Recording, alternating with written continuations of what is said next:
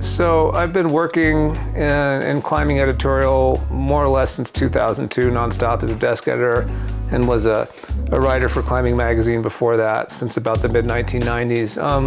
I think my one biggest piece of advice, if you're looking to sort of break into storytelling about climbing, whether it's through writing or film or social media, or I guess blogs aren't really a thing anymore, but whatever form it takes, I think the thing that you need to consider more than anything else is the storytelling. I think that's the biggest part of it.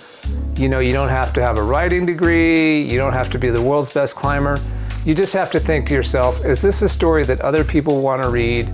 And if so, why? What is it that I'm trying to convey? I think where most climbing writing kind of falls flat or fails to connect is when we get into the realm of either listing accomplishments, which just isn't that interesting. I mean, even people who climb very, very hard, at a certain point, it just becomes a list of route names and numbers, or the trip report. I think those are sort of the two big traps that it's easy to fall into with climbing writing. But if you can get to the story behind the story and the human story, and just consider how does this sort of follow, the classic mode of storytelling, then I think you're going to have something more exciting to convey to people, and I think you just want to be honest too. You want to write with the voice that you have.